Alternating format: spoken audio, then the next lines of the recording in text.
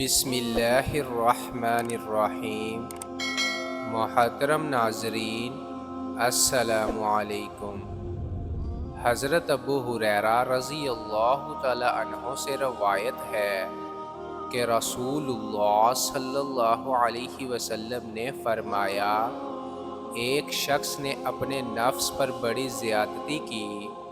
اور بڑا ظلم کیا، یعنی غفلت سے اللہ کی نافرمانی والی زندگی گزارتا رہا۔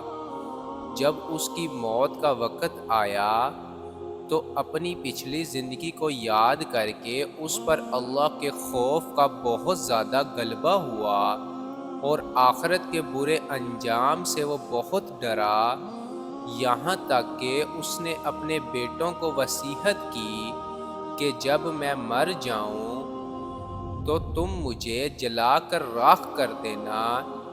پھر تم میری اس راکھ میں سے آدھی تو کہیں خشکی میں بکھیر دینا اور آدھی کہیں دریا میں بہا دینا،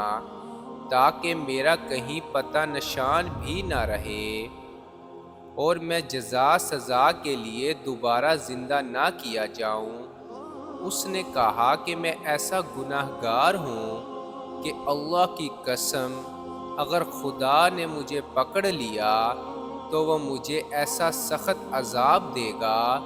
جو دنیا جہان میں کسی کو بھی نہ دے گا۔ اس کے بعد جب وہ مر گیا تو اس کے بیٹوں نے اس کی وصیت پر عمل کیا، جلا کر اس کی راکھ کو کچھ ہوا میں اڑا دیا اور کچھ دریا میں بہا دیا، پھر اللہ کے حکم سے خشکی اور تری سے اس کے اجزائے جمع ہوئے اور اس کو دوبارہ زندہ کیا گیا۔ پھر اس سے پوچھا گیا، تو نے ایسا کیوں کیا؟ اس نے عرض کیا، اے میرے مالک، تو خوب جانتا ہے کہ تیرے ڈر سے ہی میں نے ایسا کیا تھا۔ رسول اللہ صلی اللہ علیہ وسلم نے یہ واقعہ بیان فرما کر ارشاد فرمایا کہ اللہ تعالیٰ نے اس بندہ کی بخشش کا فیصلہ فرما دیا۔ اس حدیث میں رسول اللہ صلی اللہ علیہ وسلم نے پہلے زمانہ کے جس شخص کا یہ واقعہ ذکر فرمایا ہے،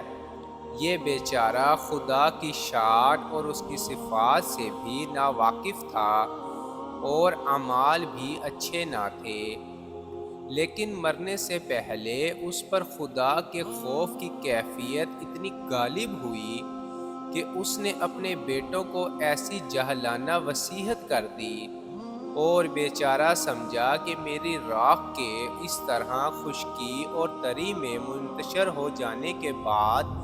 میرے پھر زندہ ہونے کا کوئی امکان نہیں رہے گا،